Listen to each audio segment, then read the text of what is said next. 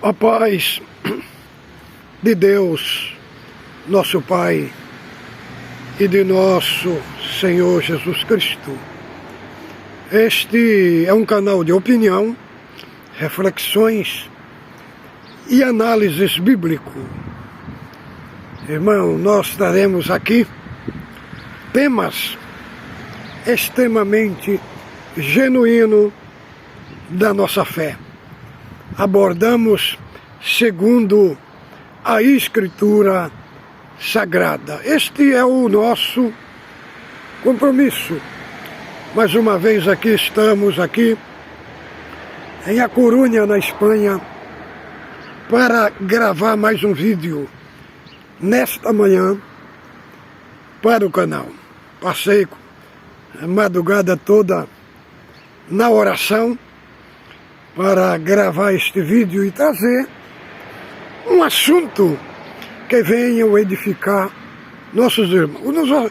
Nosso assunto de hoje é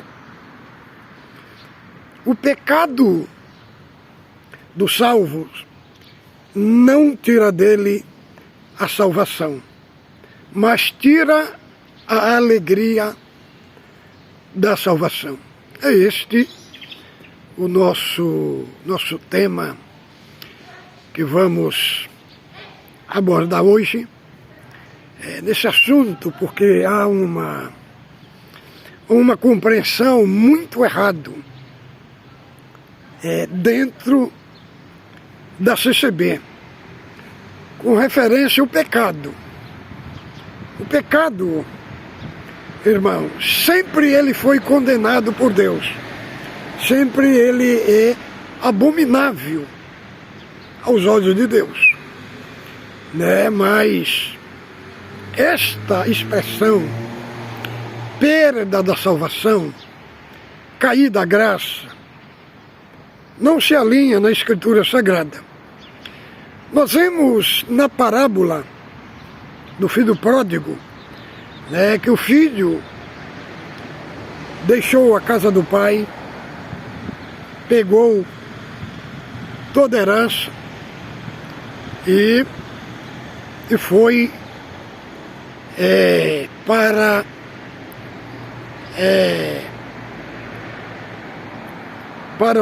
o mundo e gastou tudo, com as meretrizes. Mas ele, em grande pobreza e miséria, ele falou assim: ei, na casa do meu pai há muitos jornaleiros e come na mesa do meu pai. E eu aqui estou passando fome. Direi para o meu pai: meu pai, pequei contra ti, não sou digno de ser chamado teu filho, trata-me como um dos jornaleiros. Quando o pai o viu de longe, correu ao encontro do seu filho. Veja, mesmo ele pecando, irmão, ele não perdeu a noção que ele era filho, entendeu? Ele não perdeu a filiação. Então, essa ideia de perda da salvação, de cair da graça, é uma ideia de perda de filiação. Então, na própria palavra, é escrito que ele foi para o mundo, mas ele não perdeu a filiação. Então, por que o pecado, o adultério, vamos dizer, a fornicação, a prostituição, não faz a pessoa cair da graça? Davi adulterou. Irmão, e o pecado, ele sempre foi tratado como pecado. Desde o Velho Testamento e até o Novo, a dimensão do pecado é o mesmo. Porque a graça de Deus, ela não manifestou só no Velho Testamento. A graça de Deus, ela vem desde Gênesis. Agora, em Cristo, a graça de Deus atingiu o seu ápice pleno. No Novo Testamento, o povo era salvo pela graça. Por quê? Os sacrifícios dos animais, eles apontavam para Cristo. Então eles eram salvos de uma maneira simbólica, mas os sacrifícios do Velho Testamento apontavam para a graça. Agora, no Novo Testamento é que a graça chegou ao seu ápice máximo. Mas Davi pecou e adulterou no Salmo 51, nosso assunto aqui é Bíblia, irmão. No Salmo 51, 12, ele fala assim: restitui-me a alegria da tua salvação. Ele não pediu para Deus restituir a salvação para ele. Não.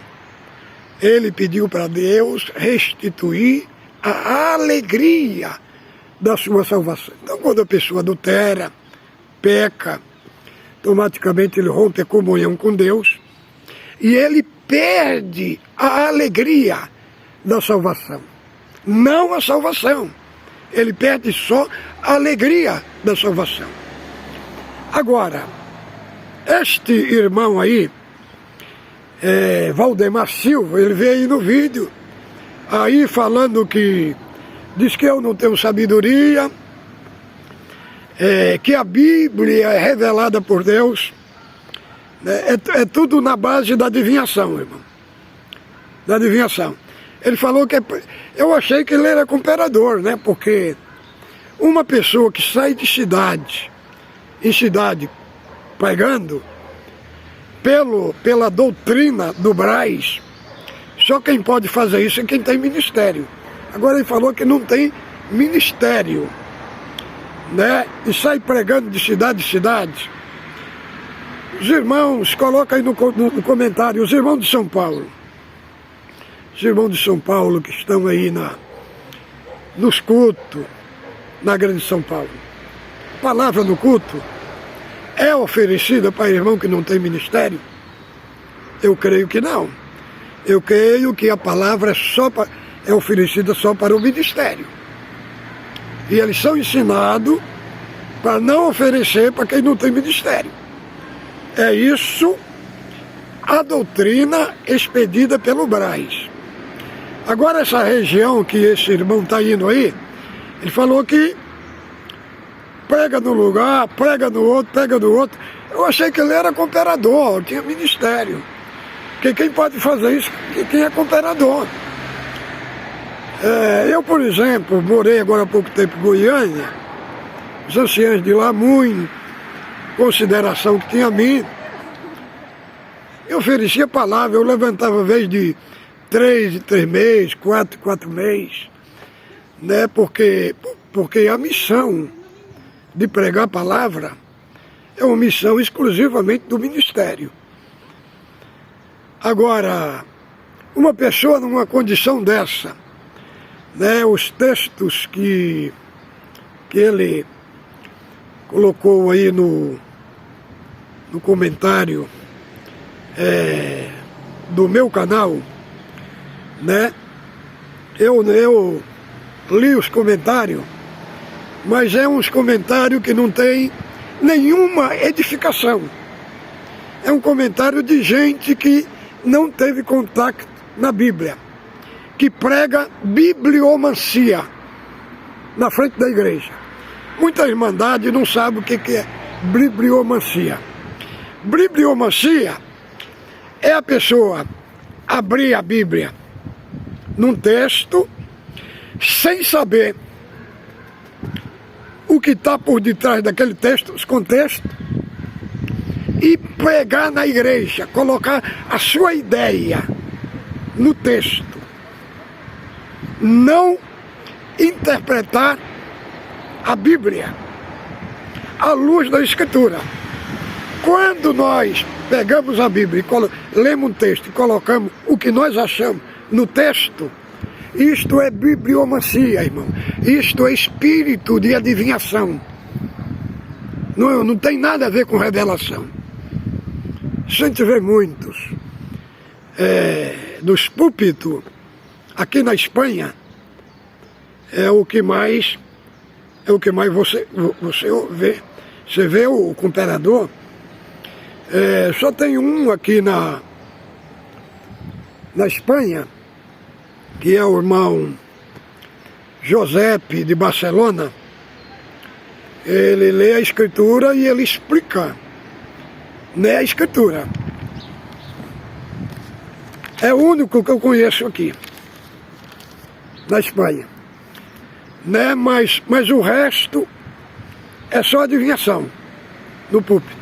Lê a palavra, o que ele prega não tem nada a ver com a palavra. É tanto que eu não perdo tempo, irmão, e nesses cultos de adivinhação. Não perdo tempo e também não sinto falta desse tipo de culto. Não, porque eu me alimento da palavra pura e genuína, que vem das Escrituras Sagradas. Então, este irmão aí, Valdemar Silva, ele tem um modelo da maior parte do ministério da congregação, tem a mente dele. Então, ele foi formado dentro da congregação. Eles têm como se fosse uma coisa muito grave, você estudar a Escritura Sagrada. Estudar a Escritura Sagrada. Como o apóstolo Paulo falou para Timóteo: Timóteo, tu que desde a tua meninice sabe as sagradas letras, que pode te fazer sábio em Cristo Jesus. Toda a Escritura é inspirada, é proveitosa para redarguir, para ensinar, para que o homem de Deus seja habilitado para toda a boa obra. Então, irmão, muito cuidado com bibliomancia. Entendeu? Você lê um texto e querer colocar o que você acha na Bíblia. Isso não é Espírito de Deus. Isso é espírito de adivinhação. Né? Porque o Espírito Santo, aquele que tem o Espírito Santo, aquele que prega a palavra, que verdadeiramente é o Espírito Santo, ele mergulha na Escritura. E da Escritura é que o Espírito Santo faz brotar dela a revelação para a igreja de Deus. Irmão,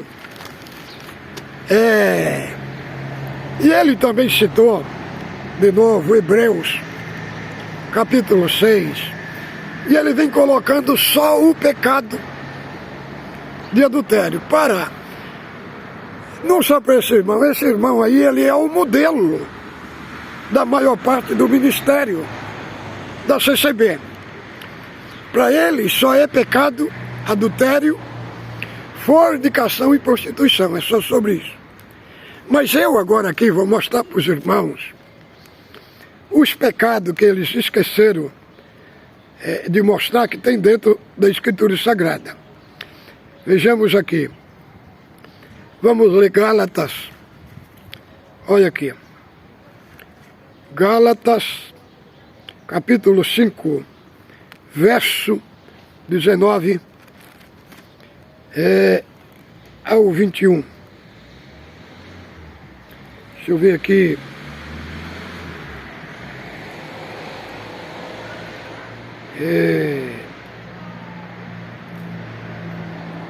Vamos ver aqui. A epístola do apóstolo Paulo a Gálatas.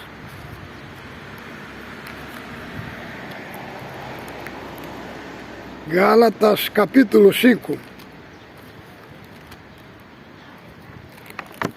Capítulo 5.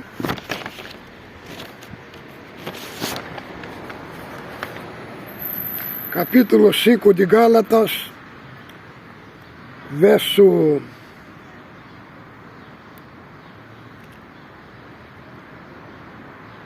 19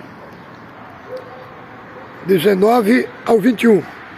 Vejamos, como é que diz? Ora, as obras da carne são conhecidas, são prostituição, pureza, lascívia, idolatria, feitiçaria, inimizade, porfia, ciúme, iras, discórdia, dissensões, facções, invejas, bebedice, glutanaria, coisas semelhantes a esta, a respeito das quais vos declaro, como já outra vos prevenis, que não herdarão o reino de Deus os que tais coisas praticam. Vejam, aqui são uma lista de pecado que impede a pessoa de entrar no reino do céu. Veja que não é só adultério, nem fornicação, prostituição, que tem uma lista de pecados. Agora vamos ver outra aqui, ó. 1 Coríntios, capítulo,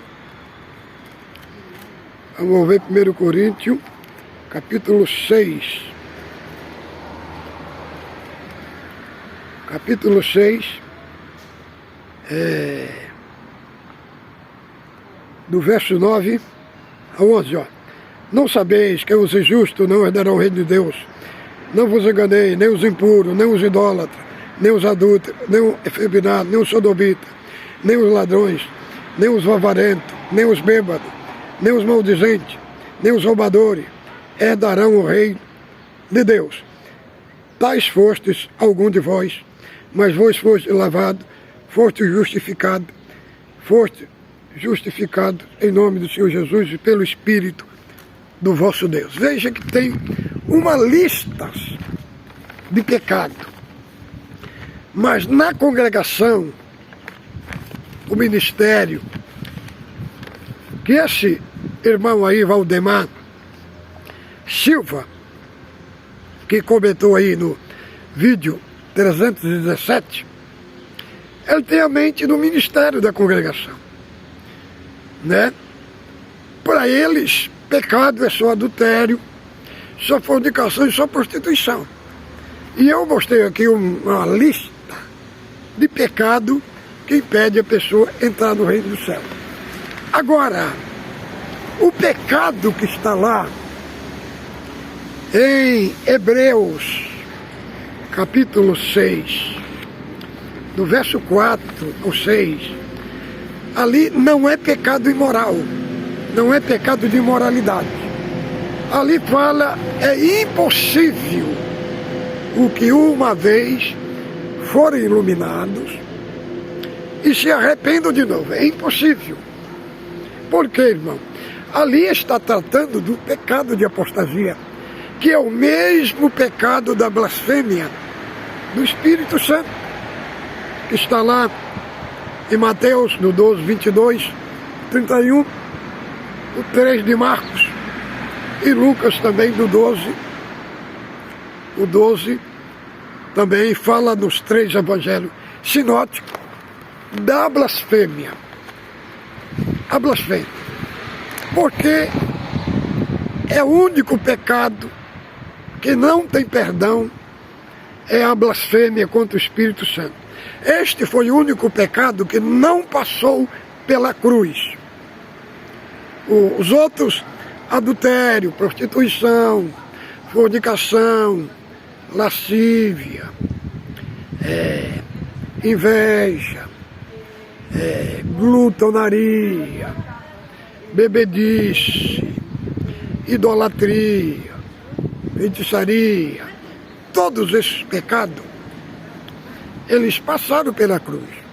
Agora, o que o escritor anônimo aos Hebreus está tratando desse assunto, que é impossível o que uma vez foram iluminados, provaram do dom celestial, se fizeram participantes do Espírito Santo e recaíram, é impossível que seja renovado. Por que que é impossível?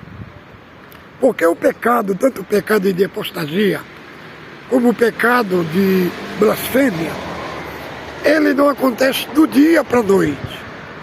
É uma atitude de rejeição à salvação. A pessoa vai rejeitando a salvação a ponto da pessoa cruzar a linha vermelha da paciência de Deus. A hora que ele cruza a linha vermelha da paciência de Deus, o arrependimento que é dado por Deus, o Espírito Santo não dá mais o arrependimento para a pessoa. Por isso que é impossível, porque houve um afastamento completo do Espírito Santo da pessoa. E quem produz o arrependimento é o Espírito Santo. Então, os que cruzaram essa linha, essa divisória, né, a linha perigosa, a linha vermelha, que cruzaram a linha divisória da paciência de Deus, a hora que a pessoa cruza, é impossível da pessoa ser renovada. Por quê? Porque quem produz o arrependimento é o Espírito Santo. E o Espírito Santo já abandonou a pessoa. Agora, essas coisas acontecem com o salvo. Com o salvo não é possível acontecer. Por quê? Porque o salvo é produzido no seu caráter, na sua personalidade, é produzido ali a natureza divina do Espírito Santo. A hora que a pessoa é salvo, ele recebe a natureza divina do Espírito Santo, de Jesus Cristo, produzida dele. Então, ele vai andar ali sobre a essência do Espírito Santo. Então, é impossível a pessoa cair da graça. Por que que é impossível? Porque é o próprio Cristo que falou, que o próprio Cristo falou em João capítulo 10, verso 28 e 29, ele falou: dou-vos a vida eterna, e nunca hão de perecer, e ninguém arranca da minha mão, e nem da mão do meu Pai. Meu Pai que mais deu é maior do que todos. Então, quem fala que é impossível a pessoa perder a salvação é o próprio Cristo que fala. Né? Então, a Bíblia, nós temos que pegar os textos, os conjuntos de textos, e harmonizar com o que Cristo disse. Entendeu? Harmonizar com o que Cristo disse. Então, irmão, o salvo que peca, esse assunto, ele não perde a salvação, ele apenas perde a alegria da salvação. Entendeu? Mas por quê? Porque está escrito em Filipenses que aquele que começou a boa obra, ele terminará até o tempo de Cristo. Esse processo na vida do salvo não é abortado. É um processo que vai até o fim. É como está lá em Romanos, capítulo 8, do 29 ao 30. Aquele que Deus conheceu, o predestinou. O que predestinou, chamou. O que chamou, justificou. E o que o justificou, o glorificou. Então, todos aqueles que Deus chama, Deus leva o processo até a glorificação. É este a minha abordagem aqui para falar para os nossos irmãos. Você que adulterou, né, porque é desenvolvido um conceito dentro da congregação que a pessoa que peca, né, ele está destinado ao inferno. Foi isso que muitos na congregação, por causa dessas pregações terríveis, pregações tenebrosas, que aqueles que pecam estão destinados ao inferno. Muitos suicidaram, muitos tiraram a sua própria vida, muitos estão internados em hospício. Tudo em nome dessa suposta revelação. Eu não chamo nem de revelação. Não, porque pregar uma coisa que contradiz o próprio Deus são pregação diabólica. Bora, a pessoa está na congregação, ele sai da congregação, vai para outra igreja. E aí o que acontece? As pregação que vem a respeito de que estão saindo é como se fosse uma sentença de morte na vida da pessoa. E nada disso procede, irmão. Tudo são pregações falsas, ameaças. Agora, irmão, existe um poderio diabólico muito grande por detrás desses que se dizem pregadores da palavra que ameaçam o povo. Existe uma ação diabólica, satânica. Por gentileza, irmão, quando você for num culto que alguém lançar maldição, ou sentença de morte, ou praga ou destruição, não serve com amém, irmão. Não serve com amém. Dentro do seu coração, repreenda. Mande essas pregações para a profundeza dos infernos. Entendeu? Então, é meu assunto neste dia de hoje para todos os nossos queridos irmãos. Fica com Deus, que estamos fazendo este vídeo aqui na alegria do Espírito Santo. Ósculo Santo no vosso coração.